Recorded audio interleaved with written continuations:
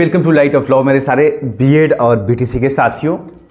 आप सबके लगातार सवाल भी आ रहे थे, जैसे कि आप सबको पता है कि कल जो है फ्राइडे था और ऑनरेबल सुप्रीम कोर्ट के आदेश के तहत जो है कल जो है रिटन सबमिशन का फाइनल लास्ट डेट था, और जिसमें उसने ऑनरेबल सुप्रीम कोर्ट ने बीएड को, बीटीसी को, एमएचआरडी को, यूनियन ऑफ इंडिया को, साथ ही एनसीटीई को और राजस्थान को, तमाम राज्यों को सबमिशन डालने के लिए कहा था कि फ्राइडे तक आप सबमिशन कर दीजिए। और आप लोगों के तमाम सवाल भी आ रहे थे कि भाई इसमें क्या चीज़ें हुई हैं और क्या डेवलपमेंट है।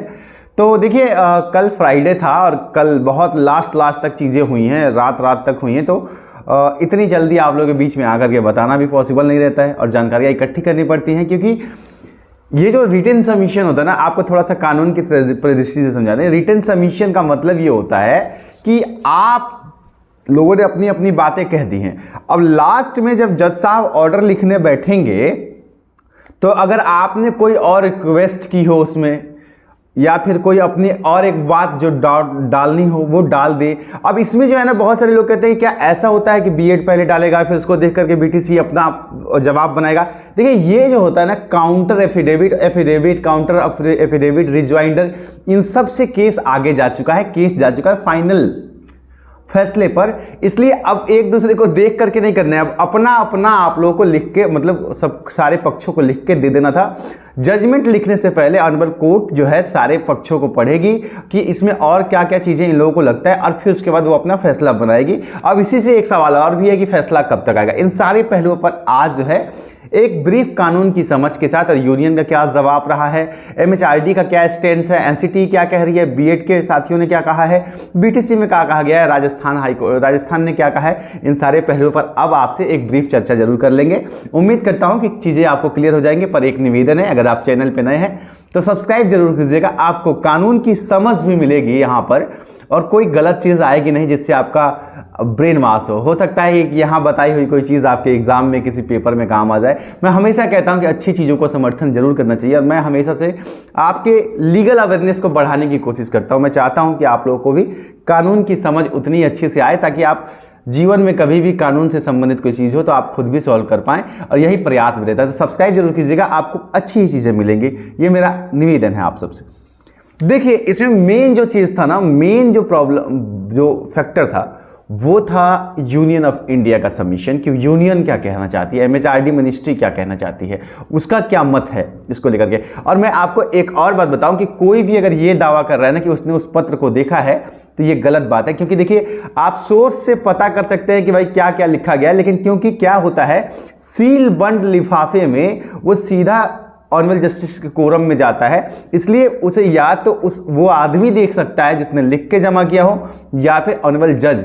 बीच के लोगों को कुछ पता नहीं होता है। हम लोग थोड़ा बहुत इसलिए बता सकते हैं क्योंकि जो साथी जो काम कर रहे हैं उनसे थोड़ी बहुत जानकारी आ जाती है। इसलिए मैं आपको ये जरूर बता सकता हूं कि जो भी मैं अपने, और ये जो है ना काफ़ी ज़्यादा मतलब ये गलत भी है कि कोर्ट के अंदर जो फाइनल सबमिशंस फाइल हुई हैं उसको लेकर के आप कोई ओपन क्लोजर मार दें। इसलिए मैं जो भी कह रहा हूँ अपनी समझ से कह रहा हूँ, और जो मेरे सूत्रों के हिसाब से मुझे लग रहा है कि जो जानकारियाँ मिली हैं मुझे, उसी के बेस पे मैं आपसे कह रहा हूँ। मैं न्यायालय का सम्मान करते हुए अपनी बात रख रहा हूँ, ऐसा नहीं है कि मैं कोई भी चीज़ लीक कर रहा हूँ। ये एक डिक्लेरेशन इसलिए देना जरूरी होता है क्योंकि हम we are the court officers, और हम कभी भी इस तरीके की बातें नहीं कर सकते। देखिए यूनियन ऑफ इंडिया, ये बहुत पहले से मैंने आप लोगों को बताया था कि देखिए क्या प्रॉब्लम है कि एनसीटी फंसी है।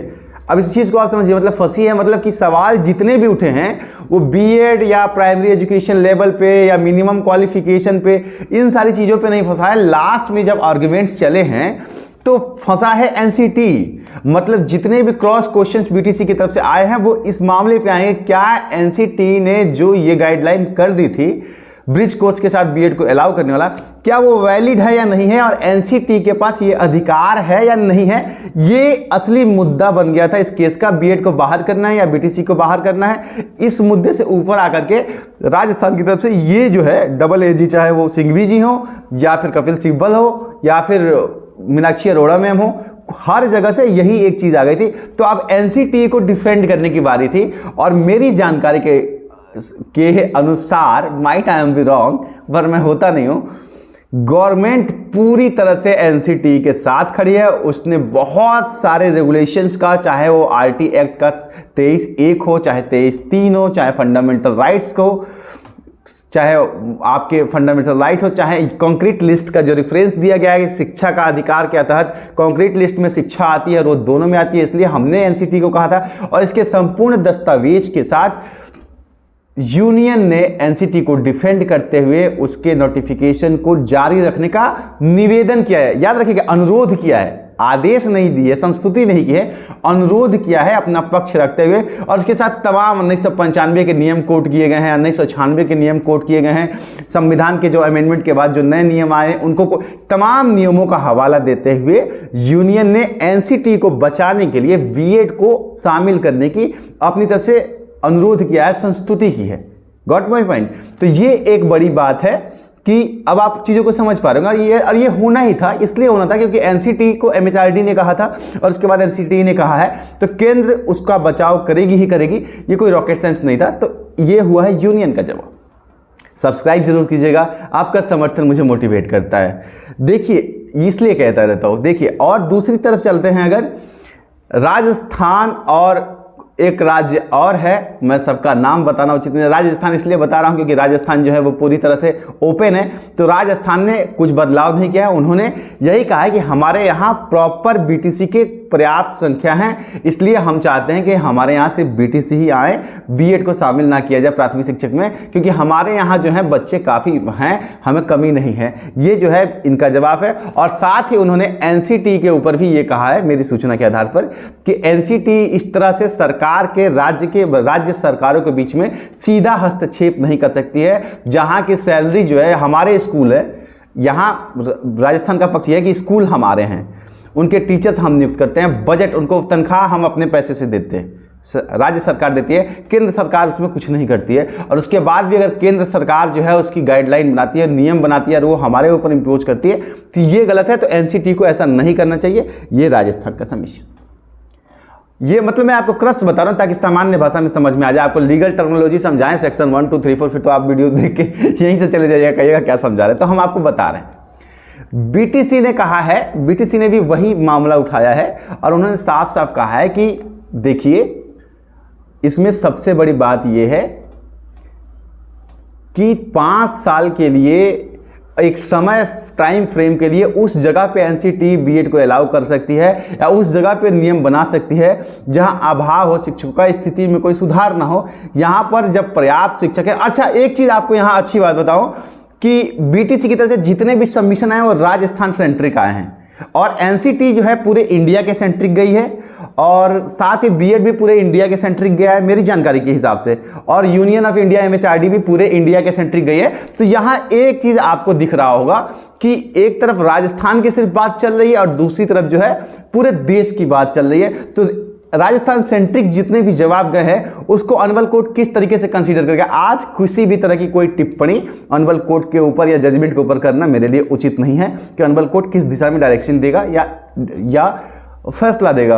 लेकिन मैं आपको बताऊं कि ये एक तरफ राजस्थान सेंट्रिक हो रहा है, एक तरफ पूरी इंडिया हो रही है और एमएचआरडी के साथ एनसीटी और यूनियन ऑफ इंडिया तीनों एक साथ जाकर के बीएड की संस्तुति कर रहे हैं मेरी जानकारी के हिसाब से। अब इसमें एक और फैक्टर समझिए कि तमाम राज्य, जैसे ही ये फैसला अभी सुप्रीम कोर्ट के अंदर चल रहा है, देखिए राजस्थान में भी एक बड़ा की रोल हो गया है कि बीएड को ब्रिज कोर्स के साथ अलाउ कर लिया गया है, अनवल राजस्थान की कोर्ट ने कर लिया है। अब बीएड के साथियों ने जो अपने सबमिशंस फाइल किए हैं उसमें जो है अगर राजस्थान का भी ये जजमेंट आ गया है कि राजस्थान ने भी अभी अभी ब्रिज कोर्स को अलाउ किया है, साथ ही मध्य प्रदेश में वर्ग 3 को लेकर के भी स्टे की मांग को डिनाई करते हुए उसको भी रोक दिया गया और उनको भी नहीं निकाला गया वहां से जो शामिल हो गए हैं उनको। तो ये जो सबमिशंस लगेंगे इसके बाद जो फैसला बनने की तैयारी होगी तो उसमें कहीं ना कहीं अगर फैक्ट्स के हिसाब से देखा जाए तो देखिए एक बात क्लियर है कि एनसीटी जो है उसने अपने मन से किया नहीं था और ये एनसीटी बहुत पहले से करता आ रहा है और कभी चैलेंजेबल नहीं हुआ। 2010 से 2012 में फिर उसने हटाया भी, फिर उसने डाला भी, तो ये बार बार वो करता आ रहा है और आज तक इसमें चैलेंज नहीं हुआ। तो इसलिए इसमें ज़्यादातर मतलब अगर मैं ये एक अपने लॉ एज अ कानून के विद्यार्थी होने के नाते, संविधान का विद्यार्थी होने के नाते मैं अपना पक्ष रखूं तो मुझे ऐसा लगता है कि एटलीस्ट इसमें जो अभी तक बीएड कर चुके हैं उनको सिक्योर होना चाहिए। हो सकता है कि आगे के लिए ऐसी एक एडवाइजरी आए कि अब जो है इसके बाद आपको ये करना पड़ेगा, बीटीसी वाले ही अलाउ होंगे। आज तक के लिए जो बीएड कर चुके हैं उनको सिक्योर करते हुए, आज की डेट तक का सिक्योर करते हुए हो सकता है कि आगे बंद कर दिया जाए, ये एक रास्ता है, या फिर बीएड को अलाउ कर लिया जाए। और अल्टीमेट ये भी हो सकता है ऑनरेबल कोर्ट को अगर कुछ भी ऐसा लगता है जिसमें कि संवैधानिक मूल्यों का उल्लंघन हो रहा है, केंद्र वर्सेस राज्य की लड़ाई के बीच में राज्यों का जो अधिकार है उसका हनन किया जा रहा है, उनको नीचा दिखाया जा रहा है, अगर ऐसी चीज़ें, हालांकि प्रमाणित होना काफ़ी मुश्किल है क्योंकि जो भी आर्ग्यूमेंट्स दिए गए हैं कोर्ट में उससे ऐसा कहीं नहीं लगता है कि केंद्र सरकार राज्य को सप्रेस कर रही है, लेकिन फिर भी उनके सबमिशंस में कुछ ऐसी चीज़ें होंगी जिसकी जानकारी मुझे नहीं है, लेकिन हो सकता है ऐसी कुछ हो। तो ऐसी बहुत विकट परिस्थिति में ही इस एनसीटी के नोटिफिकेशन को रद्द करके और बीटीसी को अलाउ किया जा सकता है, नहीं तो काफ़ी हद तक ये संभावना है। क्योंकि देखिए राजस्थान ने भी आज तक के बीएड को अलाउ किया, एक तरह से समझ लीजिए कि जिन्होंने कर लिया है नोटिफिकेशन के बाद और उसके बाद ब्रिज कोर्स कर लिया है, तो भाई अब क्या करेंगे, उनका नोटिफिकेशन के हिसाब से वो एलिजिबल है। तो इसी तरीके से हो सकता है कि ऑनरेबल कोर्ट भी कंसिडर करे, क्योंकि एक फैक्टर और चलिए आप बंगाल की तरफ। बंगाल अपने सबमिशन में यही कहा था कि हमने नोटिफिकेशन के बाद प्राइमरी टीचर्स में बीएड वालों को भी रख लिया है 16,000 पे, 16,000 टीचर्स में हमने बहुत सारे बीएड के साथियों को रखा है एनसीटी की गाइडलाइन के बाद, और हम चाहते हैं कि हमारे टीचर्स को ना निकाला जाए क्योंकि हमको निकालना पड़ेगा, हमने ज्वाइनिंग कंप्लीट कर ली। तो ऑनरेबल कोर्ट ने कहा था कि हम इसका ख्याल रखेंगे, ठीक है, हम इसका ख्याल रखेंगे, हम उनको बाहर नहीं जाने देंगे। तो ये जो बात है, या फिर उत्तराखंड ने जो संस्तुति की कि हमको बीएड चाहिए, या फिर आप केवीएस को देख लीजिए, उसने कहा कि हमको बीएड चाहिए, तो ऑनरेबल कोर्ट ने कहा हम इसका ख्याल रखेंगे फैसले में। तो अगर बंगाल को वो ख्याल रखेंगे तो इस हिसाब से एक पैरेलल डायमेंशन में आप समझें तो ये चांसेस हैं कि बीएड को आज तक के लिए सिक्योर किया जा सकता है। लेकिन लास्ट में मैं आप सबको एक संदेश जरूर दूंगा अपनी तरफ से कि देखिए, फैसला चाहे जो भी हो, बीएड वाला हो या बीटीसी वाला हो, ऑनरेबल कोर्ट फैसला लेगी। आपसी लड़ाई में आप लोगों का नुकसान होगा, हम सब का नुकसान होगा। सबको नौकरियों की ज़रूरत है, चाहे वो बीटीसी के लोग हों या बीएड के। किसी को शौक नहीं है कि कोई कहीं जाके गालियाँ सुन के नौकरी करे।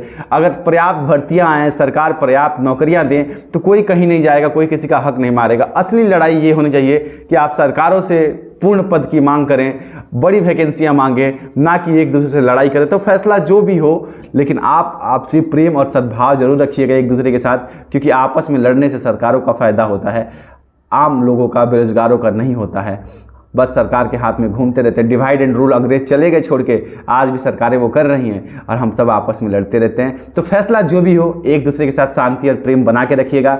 उम्मीद करता हूं कि आप सबके लिए शुभकामनाएं और भविष्य के लिए भी। अब देखते हैं इसमें कुछ बड़ी अपडेट आती है तो मैं बताऊंगा। डेट जिस दिन भी अनाउंस होने वाला होगा फैसले का, जब भी आना होगा मैं आकर के आपको बता दूंगा कि इस दिन आपका फैसला आने वाला है। अभी तो सबमिशन गए हैं, अभी तो जजेस और सबमिशन जाने के बाद जजेस उसको सबको पढ़ते हैं कि किसने किसने क्या क्या लिखा है, और पढ़ने के बाद उसके बाद फैसला बनता है। तो ये माइट एक हफ्ते से ज़्यादा का वक्त ले सकता है, इसलिए थोड़ा इंतजार कीजिए। जैसे ही उसके लेकर के अपडेट आएगी मैं आपको आकर के बता दूंगा। तब तक के लिए